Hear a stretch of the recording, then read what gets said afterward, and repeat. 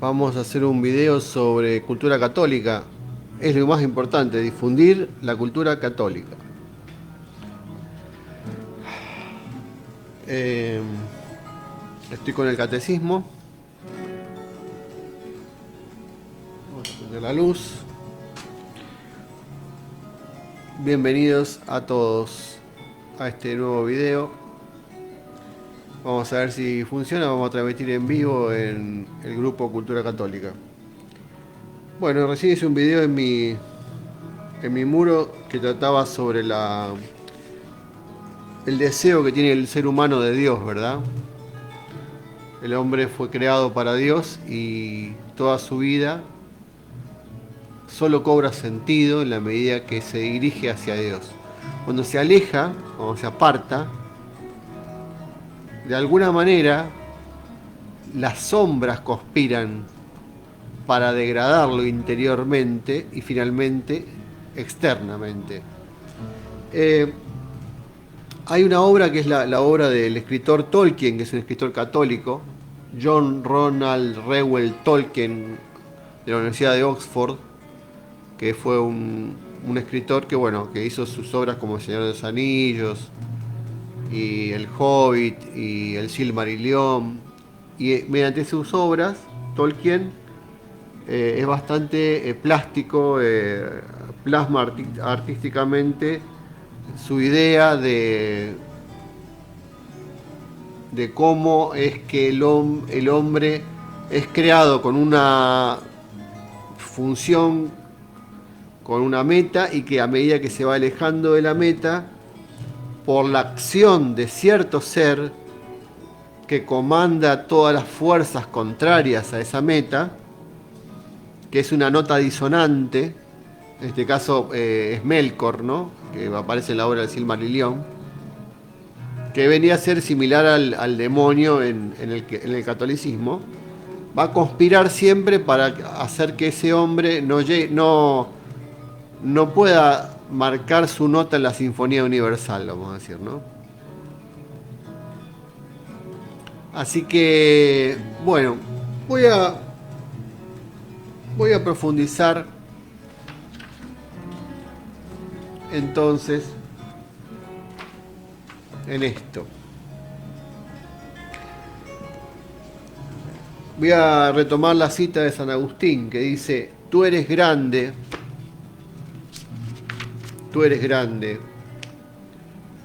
Señor, y muy digno de alabanza. Grande es tu poder y tu sabiduría, dice San Agustín en las Confesiones.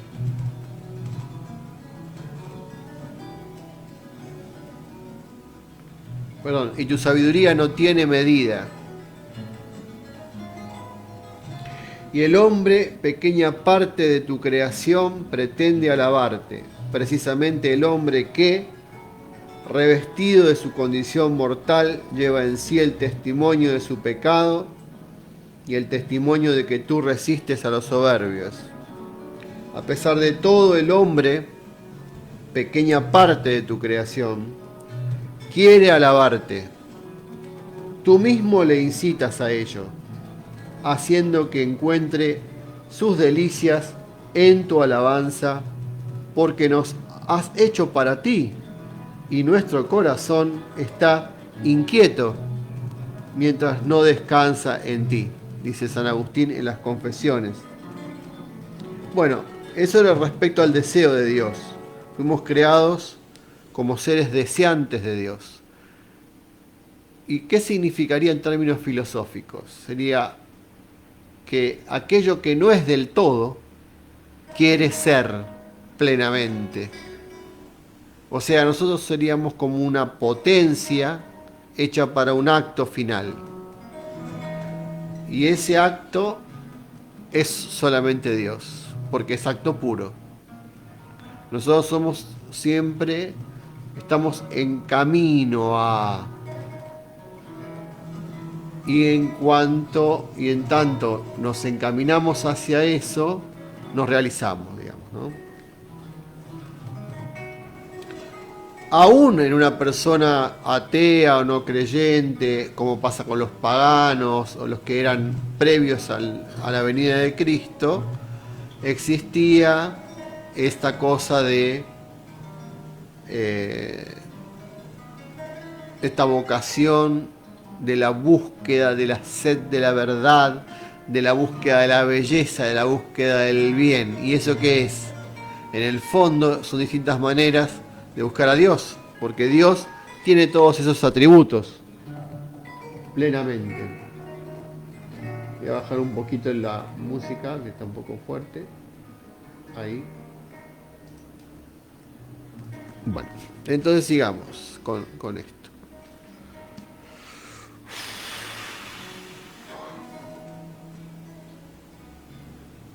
¿Cuáles son las vías estas de acceso al conocimiento? ¿Cómo podemos llegar a Dios de una manera racional, no? Bueno,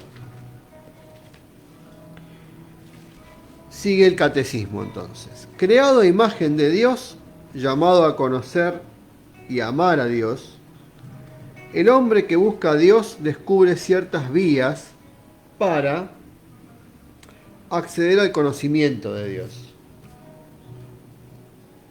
Y se las llama también las famosas pruebas de la existencia de Dios. No en el sentido de las pruebas propias de las ciencias naturales, sino en el sentido de argumentos convergentes y convincentes que permiten llegar a verdaderas certezas. Estas vías o caminos para acercarse a Dios tienen como punto de partida la creación, el mundo material y la persona humana.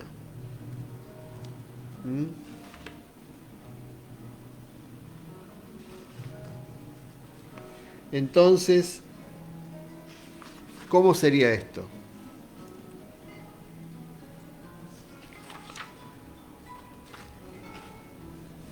Por la vía del mundo sería así: a partir del movimiento y del devenir, de la contingencia del orden y de la belleza del mundo, se puede conocer a Dios como origen y fin del universo. Y el hombre es, observando el hombre, también se puede conocer a Dios. ¿Por qué? Porque con su apertura a la verdad y a la belleza, con su sentido del bien moral, con su libertad y la voz de su conciencia, con su aspiración al infinito y a la dicha, el hombre se interroga sobre la existencia de Dios. En estas aperturas percibe signos de su alma espiritual, la semilla de eternidad que lleva en sí al ser irreductible a la sola materia. Su alma no puede tener origen más que en Dios. Y vamos a ver ahora cómo se da este conocimiento de Dios según enseña la Iglesia.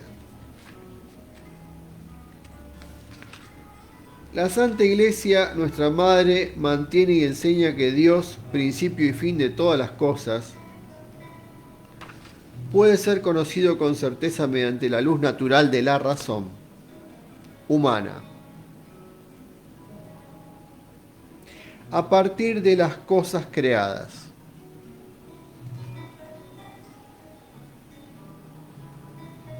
Esto dice el Concilio Vaticano II.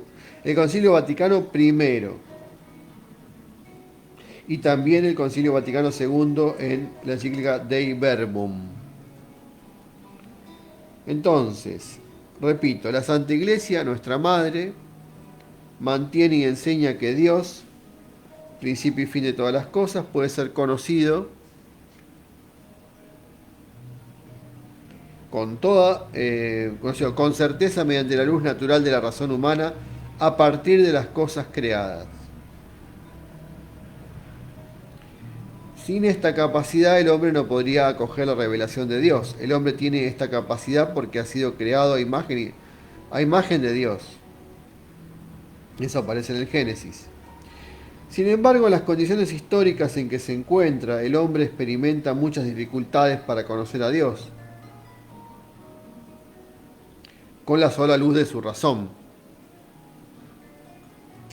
A pesar de que la razón humana, hablando simplemente, pueda verdaderamente, por sus fuerzas y su luz naturales, llegar a un conocimiento verdadero y cierto de un Dios personal que protege y gobierna el mundo por su providencia, así como de una ley natural puesta por el Creador en nuestras almas.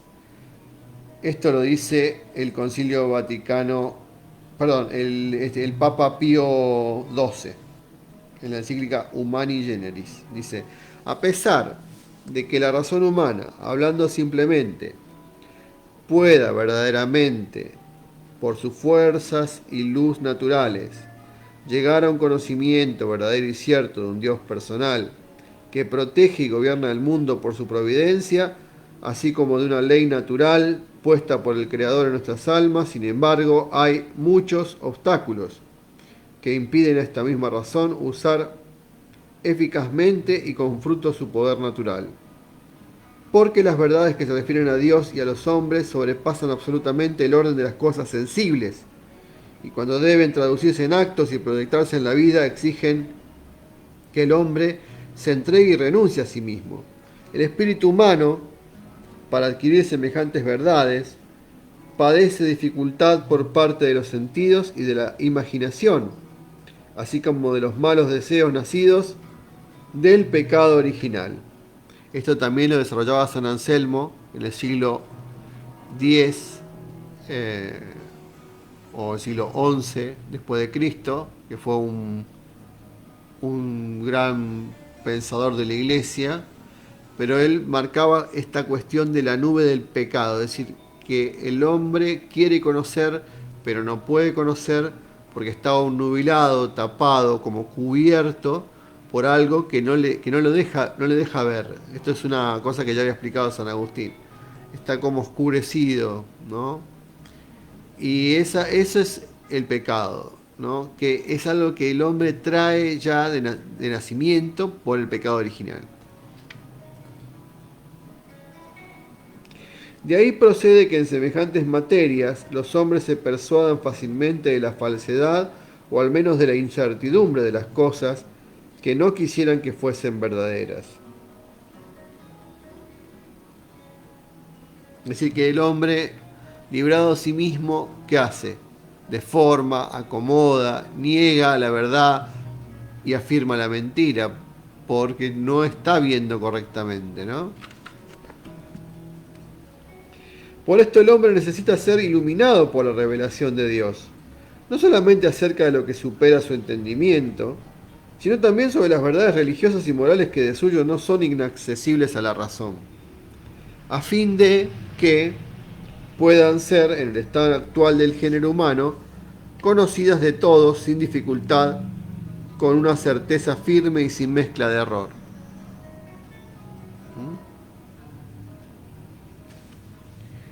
Cuarto punto del catecismo sobre la fe y sobre Dios.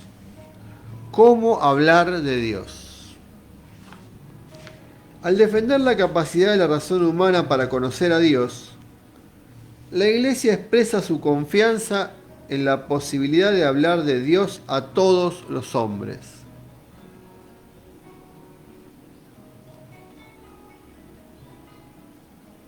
Y con todos los hombres. Esta convicción está en la base de su diálogo con las otras religiones, con la filosofía y las ciencias, y también con los no creyentes y los ateos. Puesto que nuestro conocimiento de Dios es limitado, nuestro lenguaje sobre Dios también es limitado. No podemos nombrar a Dios. Si no lo podemos hacer a través de las criaturas, o sea, lo que Dios creó. Mediante sus criaturas podemos evocarlo a Dios. No podemos nombrar a Dios sino a través de las criaturas y según nuestro modo, que es el modo humano, que es un modo limitado en el conocimiento y en el pensamiento. Todas las criaturas poseen una cierta semejanza con Dios. De alguna manera, al ser creación y emanadas de Dios, reflejan a Dios.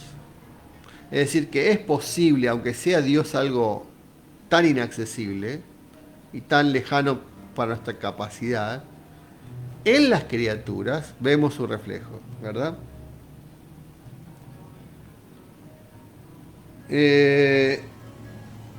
Todas las criaturas poseen una cierta semejanza con Dios y muy especialmente el hombre, entre todas las criaturas, es el hombre creado, fue creado a imagen y semejanza de Dios, tal cual dice el Génesis.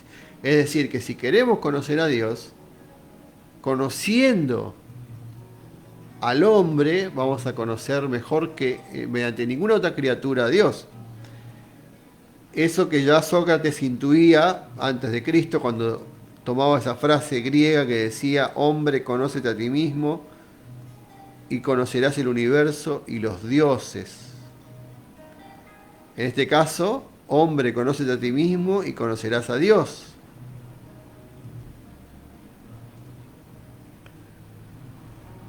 Muy especialmente, dice, podemos nombrar a Dios a partir de las perfecciones de sus criaturas, pues de la grandeza y hermosura de las criaturas se llega por analogía, que es una palabra muy cara a Santo Tomás de Aquino, esta idea de que el ser se dice de muchas maneras, ¿no? Es decir, por analogía, así como vemos en las criaturas cosas, por eso hablamos de padre, decimos un padre y un hijo, esas son formas de la analogía, porque nosotros conocemos a un padre y a un hijo terrenales, y de esa manera, por analogía, podemos entender el amor de Dios o la filiación y la paternidad divinas, ¿no? De la grandeza y hermosura de esas criaturas se llega por analogía a contemplar a quién, al Creador. Es decir, si el universo es maravilloso y el hombre es maravilloso, como creación, hay un reflejo ahí del Creador, ¿no? Eso hay una referencia al libro de sabiduría de la Biblia. Otro punto, dice acá, el catecismo, ¿no? Dios trasciende toda criatura. Es preciso, pues, purificar sin cesar nuestro lenguaje de todo lo que tiene delimitado el lenguaje, de expresión por medio de imágenes, de imperfecto, para no confundir al Dios que está por encima de todo nombre y más allá de todo entendimiento, el invisible y fuera de todo alcance, con nuestras representaciones humanas. Una cosa es lo que nosotros digamos, sería como cuando Kant habla de la percepción y de la cosa en sí, o sea, la representación es una cosa, pero la cosa real, Dios, siempre es el misterio. ¿Está? Por eso nadie puede decir, yo conozco a Dios, yo puedo hablar de Él, yo doy testimonio. Sí, ¿de qué? De lo que podés conocer como reflejo, como imagen, de la manifestación, como deducciones, como contemplación de la creación. Pero a Dios en sí, ¿quién lo conoce? El Espíritu Santo. Cristo. La Trinidad se conoce a sí misma, es la única capacitada para ello, ¿verdad? Entonces, para no confundir al Dios que está por encima de todo nombre y más allá de todo entendimiento, el invisible y fuera de todo alcance. Por eso hay una larga tradición en la Iglesia que se llama la tradición apofática, la mística apofática o la teología negativa, que enseña desde el pseudo Dionisio Areopagita y todos los otros demás que vinieron después, que Dios no se puede conocer por lo que es, sino por lo que no es. Por eso se le llama la noche, la oscuridad, el silencio, de muchas maneras en la teología mística del pseudo Dionisio, porque en realidad, si decimos que es luz, ¿qué luz es? La luz esta que conocemos física, no. Esta luz física, en comparación con la luz verdadera, es oscuridad. Entonces se recurre a la poesía. Porque ¿cómo vas a hablar de aquello que no se puede hablar? ¿Cómo vas a pensar lo que no se puede pensar? Como decía San Anselmo, Dios es aquello mayor que nada puedo pensar. Entonces, ¿cómo hablamos de este Dios?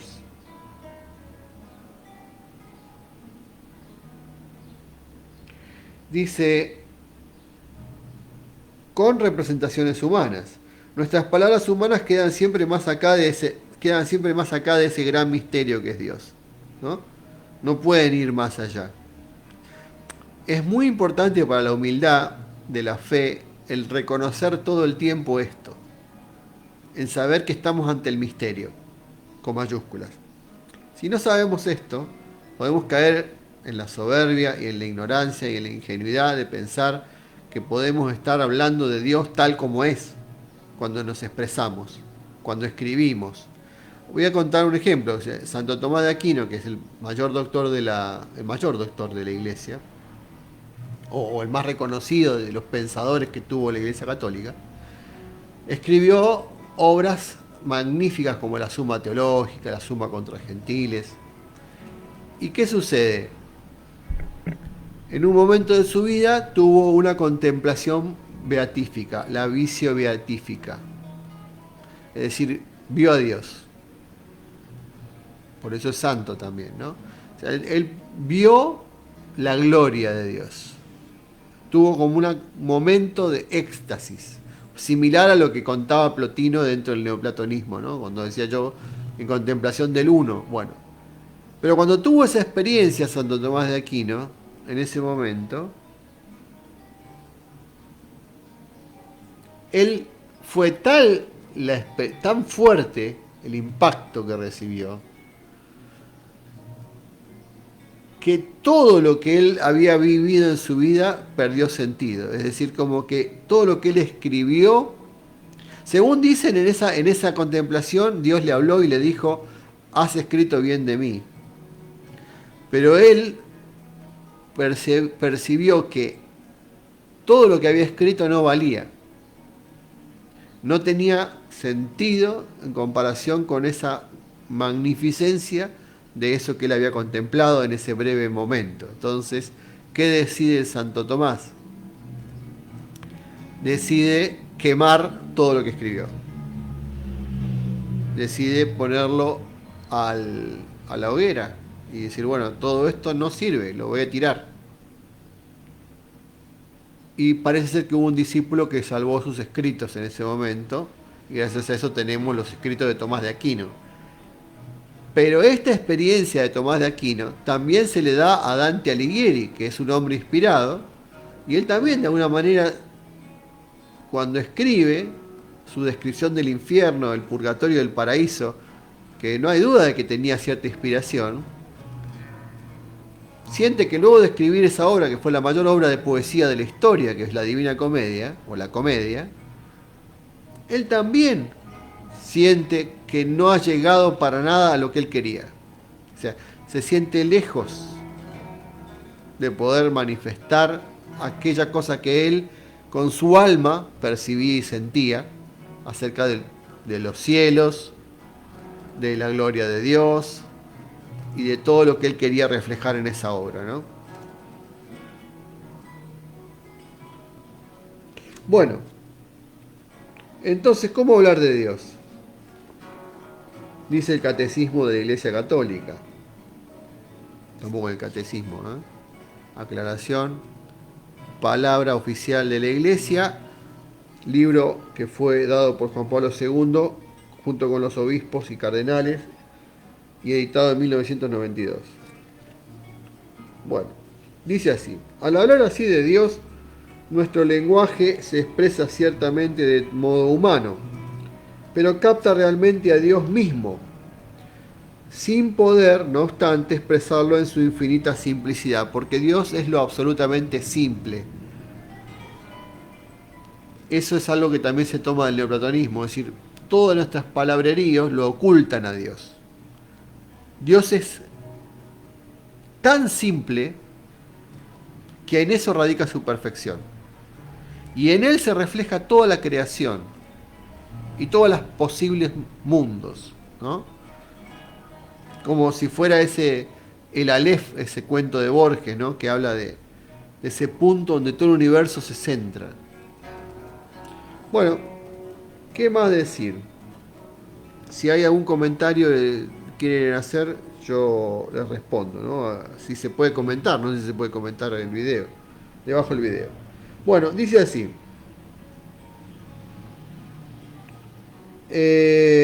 Es preciso recordar, en efecto, que entre el creador y la criatura no se puede señalar una semejanza tal que la desemejanza entre ellos no sea mayor todavía.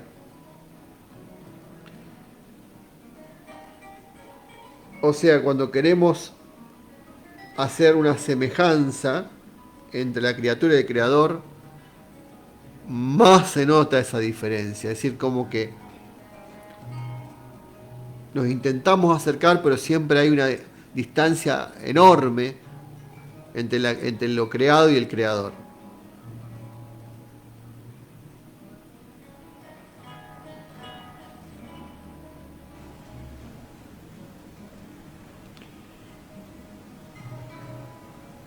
Y que nosotros no podemos captar de Dios lo que Él es, sino solamente lo que no es. Y como los otros seres, y cómo los otros seres se sitúan con relación a Él. Esto lo dice Santo Tomás de Aquino en la Suma contra Gentiles. Nosotros no podemos captar de Dios lo que Él es, sino solamente lo que no es. Esto es lo que yo le decía, la teología negativa. Podemos decir, Dios no es esto, Dios no es aquello, ¿no?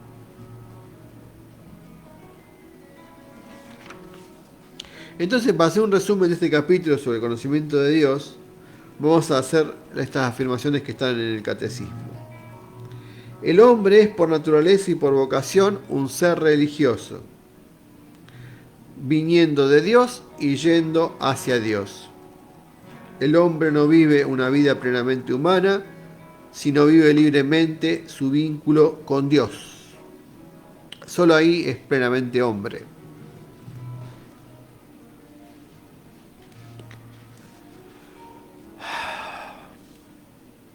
El hombre está hecho para vivir en comunión con Dios, en quien encuentra su dicha. Cuando yo me adhiera a ti con todo mi ser, no habrá ya para mí penas ni pruebas, y mi vida, toda llena de ti, será plena. Esto es una cita de las Confesiones de San Agustín, ¿no? Repito esta parte. El hombre está hecho para vivir en comunión con Dios, en quien encuentra su dicha. Cuando yo me adhiera a ti con todo mi ser, no habrá ya para mí penas ni pruebas,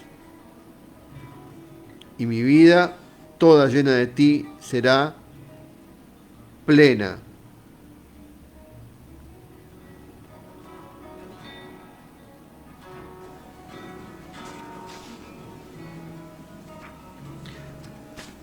Parte, artículo 46 del Catecismo dice, cuando el hombre escucha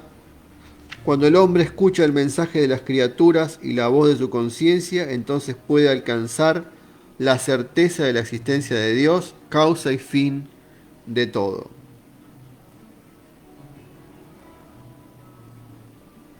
Cuando el hombre escucha el mensaje de las criaturas y la voz de su conciencia, o sea, viendo, contemplando los seres creados y a sí mismo,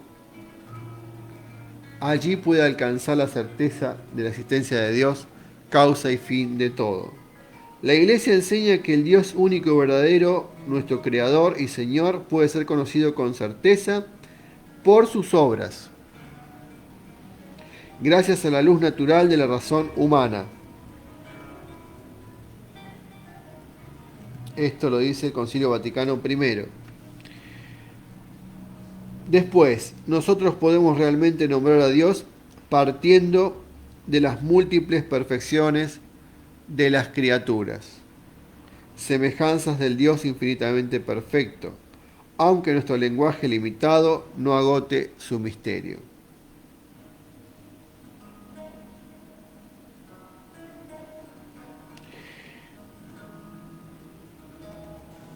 Y último punto, sin el Creador la criatura se diluye. Concilio Vaticano segundo, en la encíclica Gaudium et Spes, dice, sin el Creador la criatura se diluye. He aquí por qué los creyentes saben que son impulsados por el amor de Cristo a llevar la luz de Dios, del Dios vivo, a los que no le conocen o le rechazan. Bueno, entonces así estamos, que hasta ahí llegamos con este capítulo, que es el capítulo dedicado al hombre en su conocimiento de Dios. Vamos a ver entonces cómo es que el hombre se le revela a Dios en el próximo video, ¿sí? Bueno, eh, acá termina. Gracias por todo.